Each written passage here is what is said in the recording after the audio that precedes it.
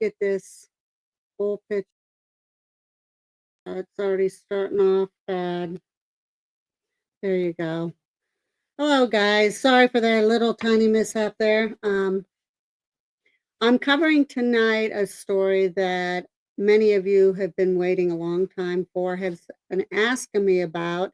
As you know, I am one of the facilitators over at the Old Stone Jail in Evansburg, PA. And one of the big features of the jail and the tours is a gentleman by the name of Michael Smith. Many of you probably have heard of him as the man they could not hang and know of his mysterious disappearance. But do you really know the whole story about him? Well, let's go back in time. I'm going to bring up a picture here first at the jail in Evansburg so that you can get what it looks like. Let me see if I can do this. We're going to put this a little bit bigger. And the jail in Evansburg, deep in the heart of an old Welsh mining town of Evansburg, PA, lies one of the most historic and unique buildings around the area. And matter of fact, in Pennsylvania, it's the Old Stone Jail located in Cambria County, which was built in 1870. Its castle-like architecture and antiquated features have been an object of interest to many for hundreds of years. As I said, that building was built in 1870. Actually, the sandstones for that building was got from the nearby town of Reblock, PA, and that was the cornerstone of the building, as well as those big, tall walls, the 22-foot high walls around it, and then the building eventually held its prisoners in 1872. So its mystical and mystifying presence has always drawn attention since its doors reopened to the public last August 2024 for tours and paranormal investigations. Curious on-seekers can now enter its inside to explore and search what may still be lurking in its now vacant corridors and cells. But did you know that this building right here holds one of the biggest mysteries, which is still to this day an unsolved mystery? And that mystery is none other than Michael Smith. He disappeared mysteriously the night before he was scheduled to hang. Now, there's a whole story that goes and ties in with this hanging. There's a lot of stories that have not been told truthfully and honestly, and we are going to clear a lot of those myths up today. We're going to remove this, and I think, let me see, on there. Okay. A lot of the myths, we're going to go back in time. Let's go back to the spring of 1884. There was a murder case, and there was 2 trials that took place in that same week. Ironically, both of those trials were between men, both with the name of Mickey. One was Mickey Murray, and the other one was, of course, Mickey Michael Smith. Now, not only did they both share the same name, but they both had the same handicap. They both had a wooden leg. That's not too odd because if you think of the time period, people had wooden legs. But what made this little story even a little more peculiar, a little bit more strange, was that the judge, Judge Dean, and Judge Johnston, they both also had wooden legs. Even stranger yet, the county clerk and the county treasurer also had wooden legs. Interesting? You think I'm finished? Nope. It goes even further. One of the witnesses had a peg leg, and one of the jurors not only had one peg leg, but they had 2 peg legs.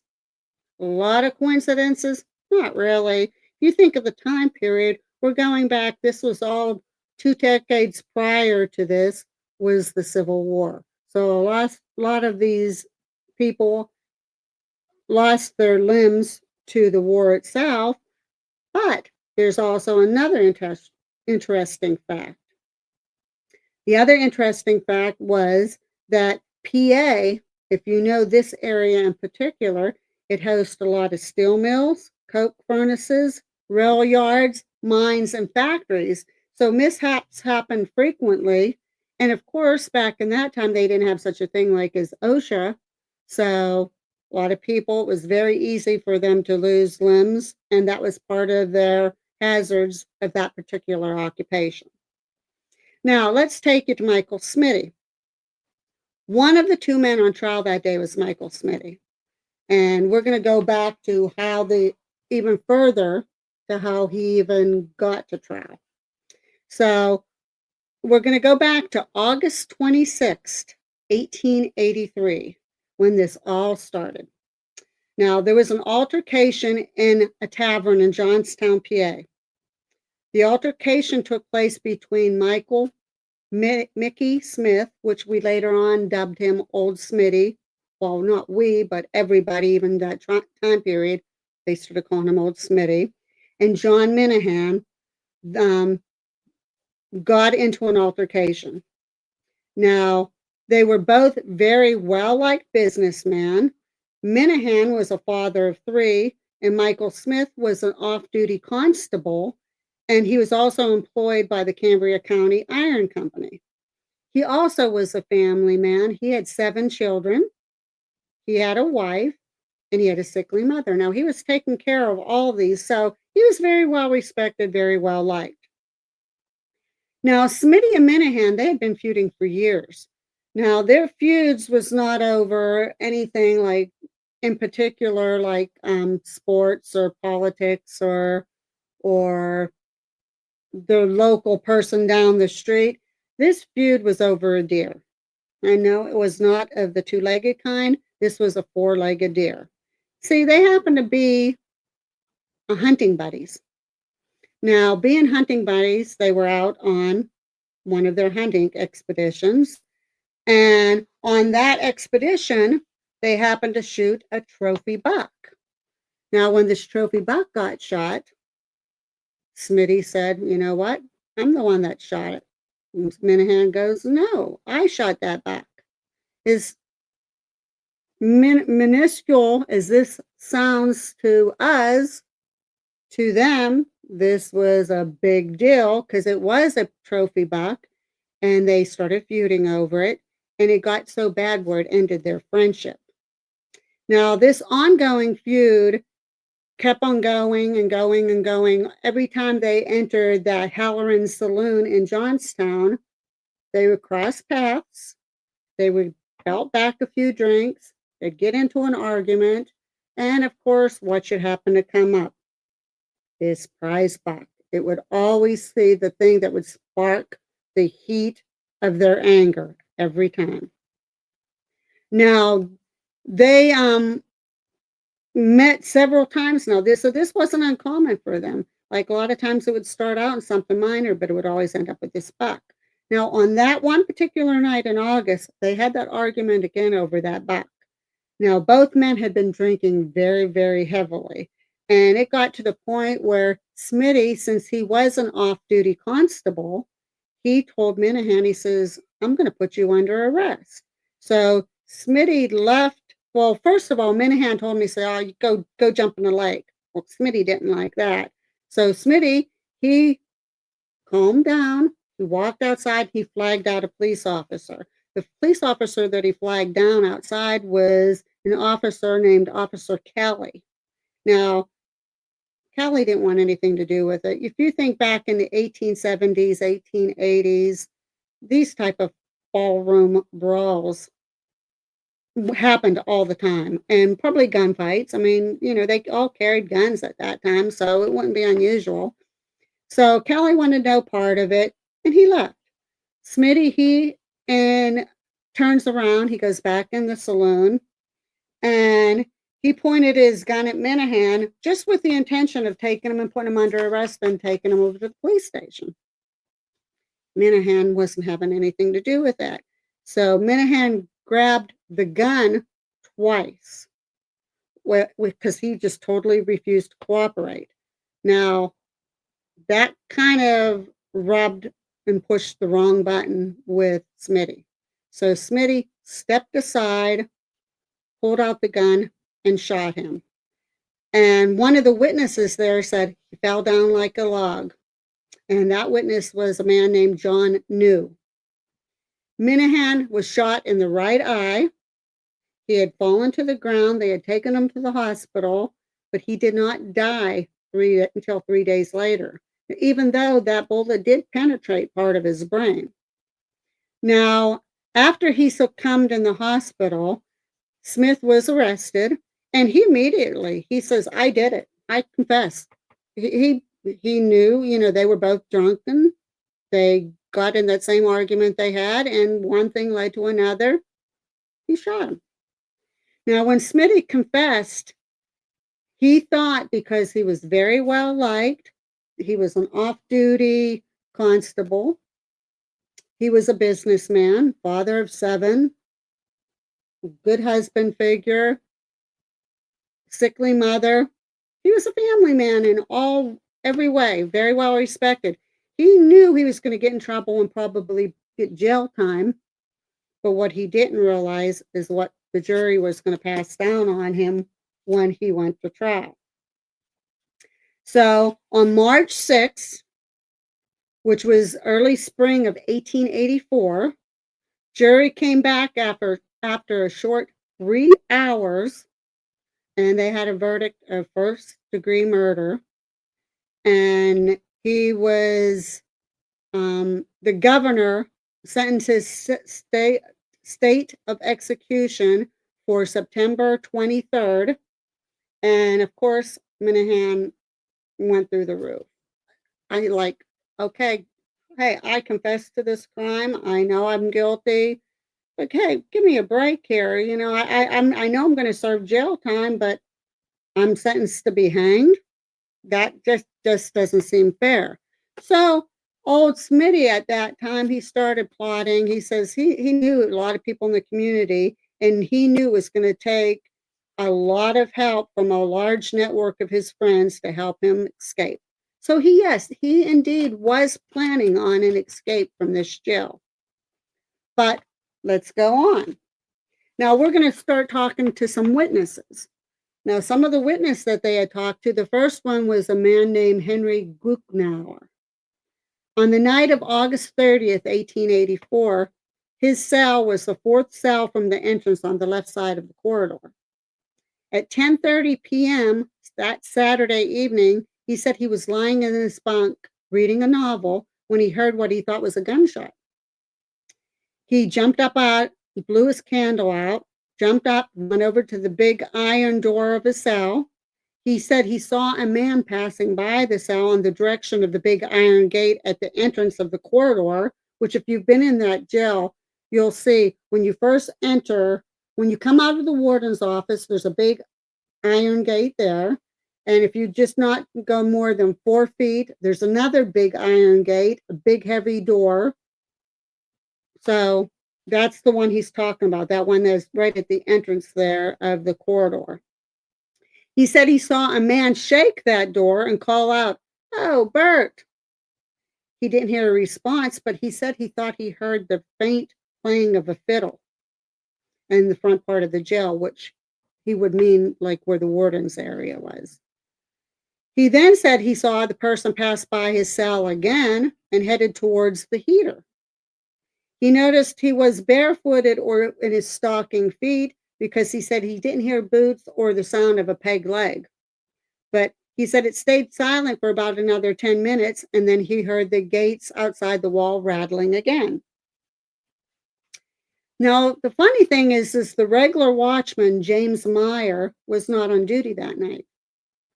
Ironically, now according to Gucknauer, this was really odd because James Myers was always on duty that time of the night, and especially on those particular days of the week. And he said he heard Smitty talk to someone named Bert, which I'll explain to you in a few minutes who Bert is. And he said that was several times that evening. So Smitty and Bert was supposed to be conferring back and forth several times. And Bert wasn't even supposed to be there. He was another watchman. He was off duty usually, but ironically, he was here that night. Now, here's where the plot twist starts taking a course of real interesting events. He said that that evening he heard someone on the second floor tier where Smitty was kept, and he heard Smitty saying, "Bert, if you didn't get that paper, you need not mind it." Now, this Bert that he happens to be talking about that was there that night instead of James Myers happened to be Bert Luther. Now, Bert Luther was a well-known fiddler, and he was also the son of the local sheriff. The plot thickens on that now, don't it? The sheriff and his son Bert were they involved in this mysterious disappearance of Smitty? Well, we haven't got to there yet, so we'll find out. Now, Smitty's disappearance was not discovered until 5 a.m. the next day. Now, that's when another inmate, Alwood Gordon, said he looked out his cell and the prison gates were open. Now, mind you, none of this stuff was ever confirmed. These are just inmates saying things. There's no confirmation on any doors being opened with any solid proof. Just what some of the inmates and that say that they claim. But the weird thing is about Smitty being on the second tier that night kind of is a little odd, because if you've been in the jail, and anybody knows when you're going to be executed, now if he was going to be executed that next morning, there's 2 cells on the first floor of the old stone jail, and both of those cells are encased in iron, which I don't know if I don't, let me see, I'm going to add this to stage. Let's see. If you look at this one, if you look at the one in the middle section next to the old jail there, that one that's all encased in iron, that's Smitty's cell. And that's where they put death row, right before you are sentenced to be executed. You are usually put in that cell, and that happens not only in the Cambria County Jail, but that happens in most prisons and jails around, that sometimes it's a couple weeks before your execution, you are put in a death row cell, what they call a death row cell. Now, the morning after the escape, the sheriff sent a telegram to the chief of police. His name was Chief Kinch, and he was offering a reward for the capture of Smith. Now, the reward that he offered was $300. In that time, it might not seem like much to us, but in that time, it was over $9,000 that just that $300 reward was. The telegram read, Mickey Smith, convicted and sentenced for murder, escaped from the Cambria County Jail last night. $300 reward offered for his arrest.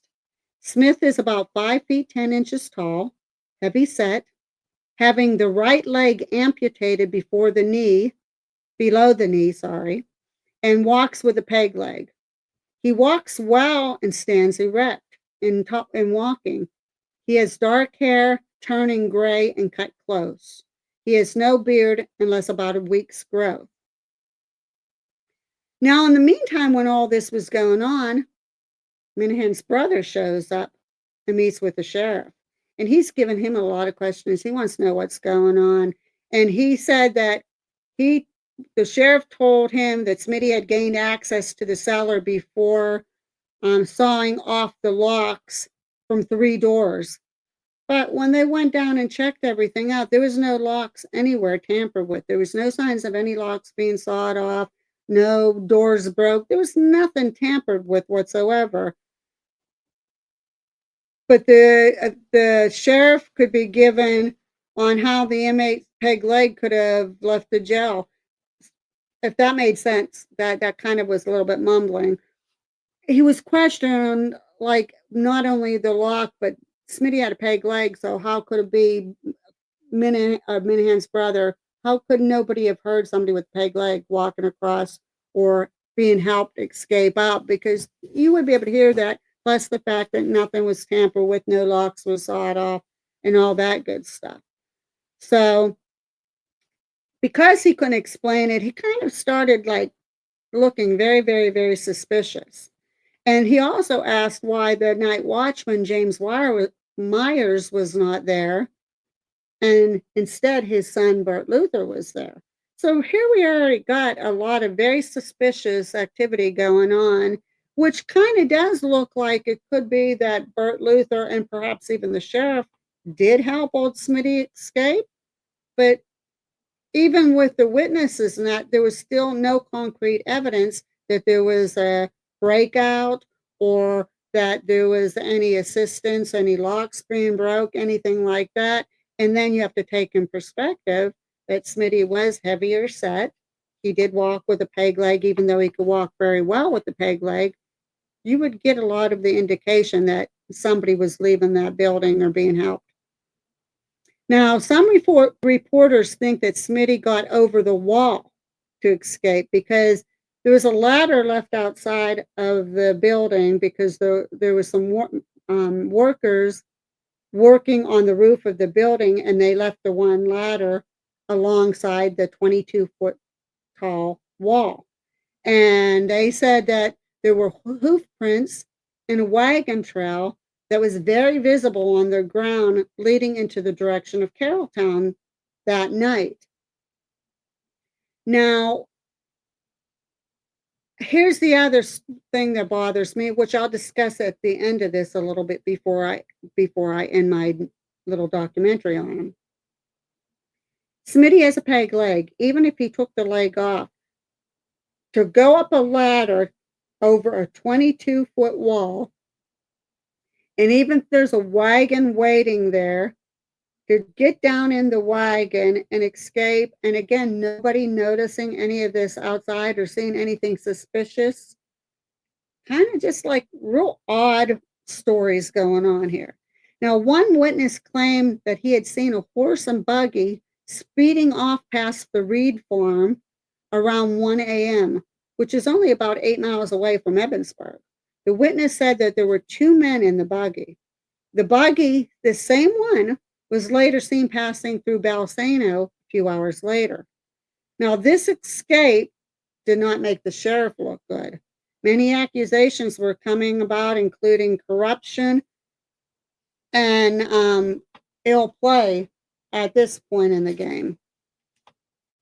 Now, negative attention was being brought to both the sheriff and his son.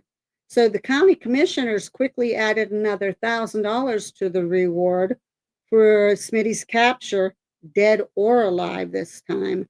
Now, back $1,300 at that time, again, doesn't seem like much to us, but back in that age, it would have been over $40,000. So that was a lot of money back then.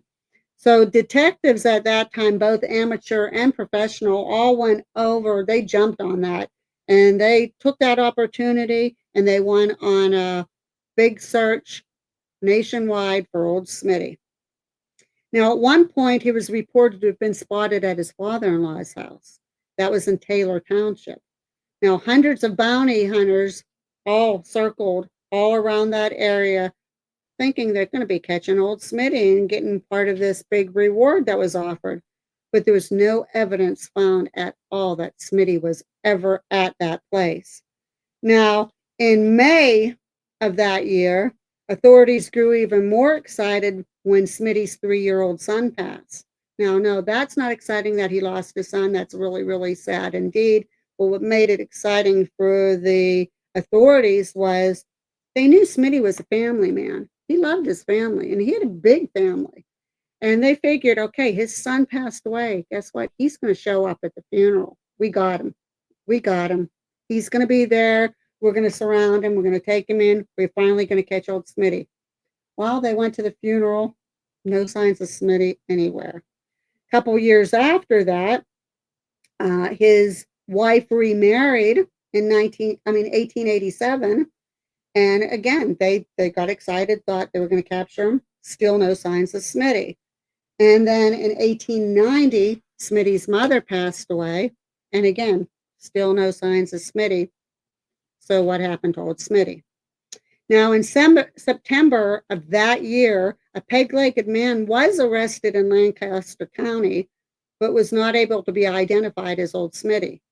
A one-legged man was also, who was an Irishman, was arrested in Somerset County, but again to no avail.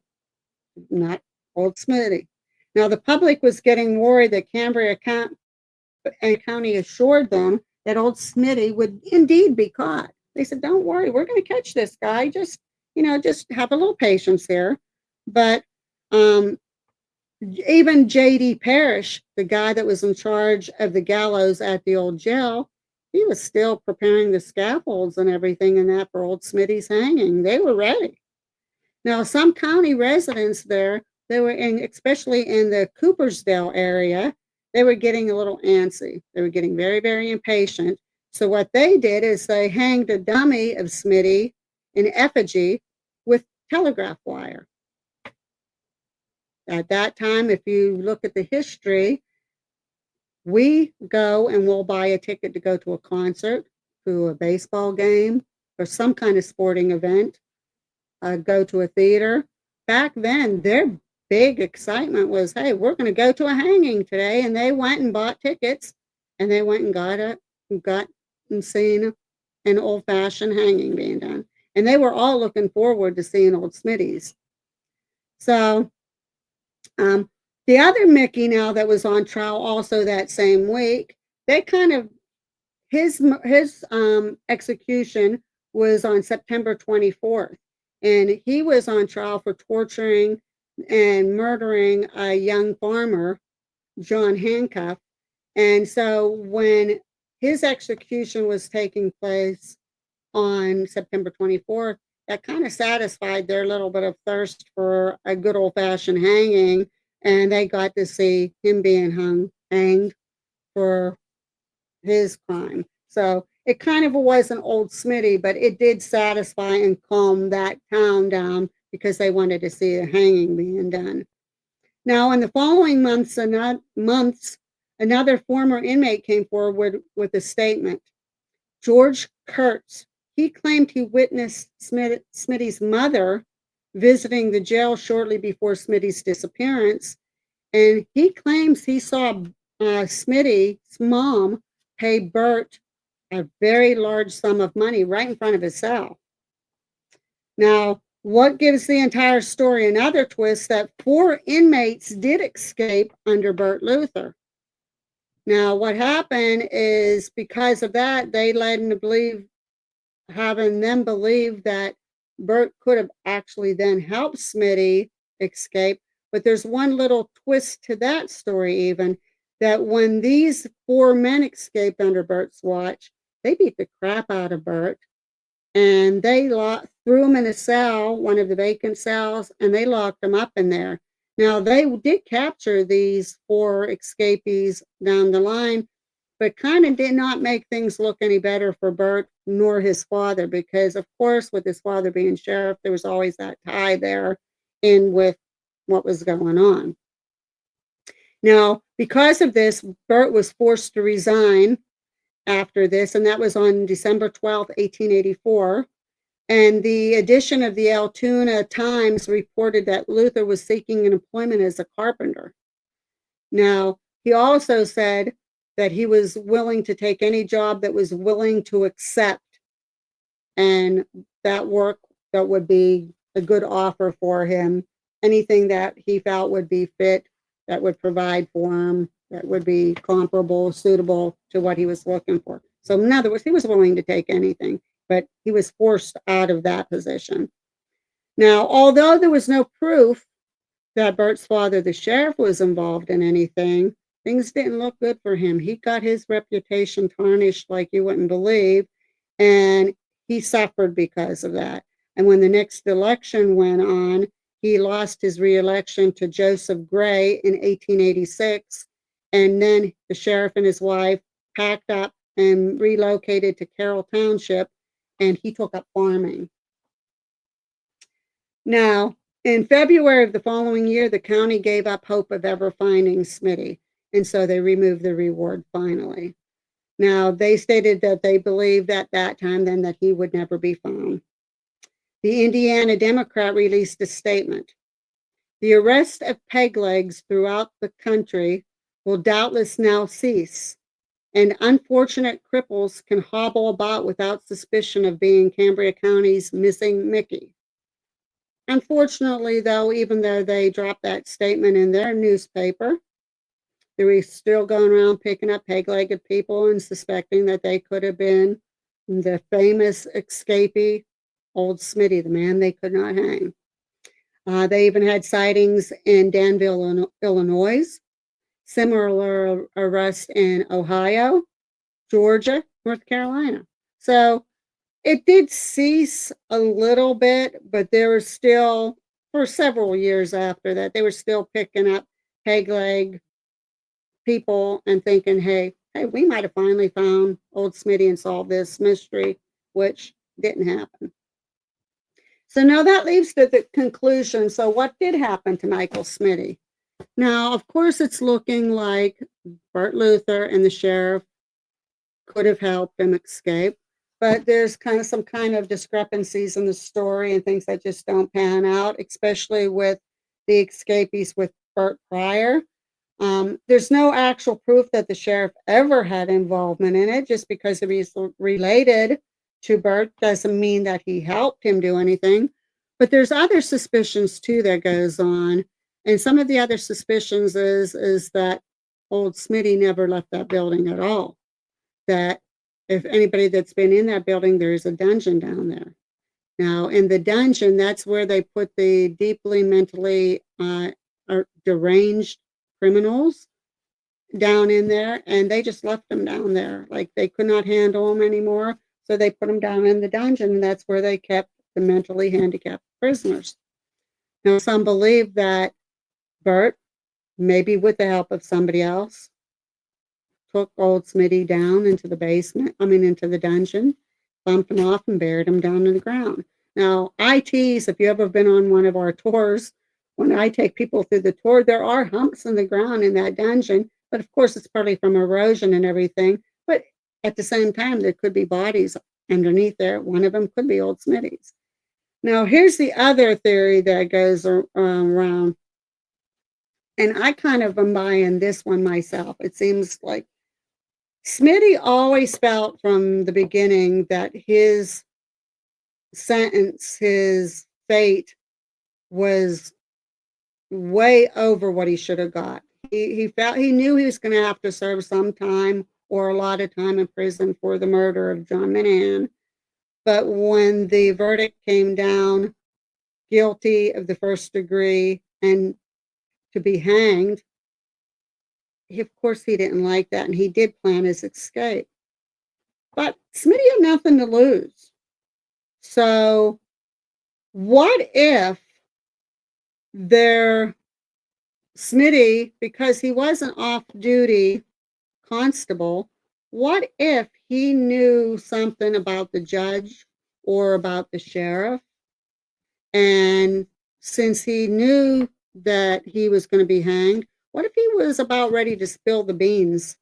And he was going to tell some people what he knew because he felt that the justice system didn't do him any good. So why should he care about the justice system, and why doesn't he expose them for their corruption? And then that's why they could have got old Smitty, took him down to the dungeon, and could have bumped him off. And that's a question that nobody's going to ever find out, unfortunately. Now, over the course of time that we've been over at the jail doing our tours and everything, we found out that the dungeon, there's like the dungeon area where they kept the mentally insane, and before you go into the area that's the actual dungeon, there is like a basement type area there. That whole thing used to be a fort for the Welsh community during wartime. There's also stories we haven't found anything concrete, that there were underground tunnels from that fort slash dungeon going to the where the current now Ebensburg County Courthouse is. So another possibility is, did they help Smitty go down there and he was able to escape through one of those tunnels? Or again, did he never escape from the jail? And again, folks, you're going to have to come to your own conclusion on that. I know, being the facilitator over there and being a private investigator myself, or paranormal investigator, we have had incidences where it seemed like Michael Smitty did come through, as well as other investigators like Project Fear, Travel the Dead, even local big name groups that have been over there. There's been a lot of indication that Michael Smitty did not ever leave that building. And so you're just going to, like I said, again, have to come to your own conclusion on that. Please excuse me for my stammering around. My mouth's getting a little dry. I really didn't want to have to take a drink, but I am going to. Feel free to do some of your own research. Now, before I decided to do this documentary, I tried to find as much as I could.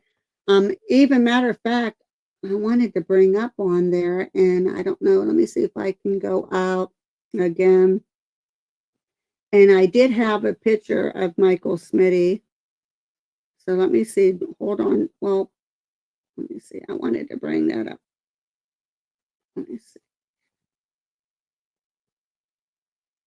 I don't know. I'm gonna have to get in. I'll be doing another like edition. I'm not even gonna, because I don't want to. If I mess around with that, you got to excuse me. I'm not very tech savvy. I'm not real fancy on my videos. I don't have a big intro. I don't have real fancy stuff in the background. I tell it as it is. So you just have to bear with me, and I hope you like my content. But there is a picture that we have over at the jail of Michael Smitty, and I was going to bring it up just now. But it's kind of got me a little bit, I mean, that's what everybody said is Michael Smitty, and you can't find anything on John Minahan. But Michael Smitty's picture, if you look at him, he does look like he's missing a right eye. And according to Henry, or the description that they gave when they said that he escaped, they said that he was no beard, short cut hair, and the picture that we have of him, he does have a beard now. Now, of course, that picture could have been taken when he was first arrested, and he could have had a full beard and grayish and hair and all that. So that doesn't really mean anything. But you can come to your own conclusion on here. Look up your own info. I'm going to put this probably as a premiere for sometime tomorrow. If you have any questions, you can submit them, ask them then. Please don't make fun of my stammering and everything and that. I was a little bit nervous here tonight doing this, because this is my like really first full-fledged docu that I've had a lot of passion about doing, because he is a big part of the facility where we work.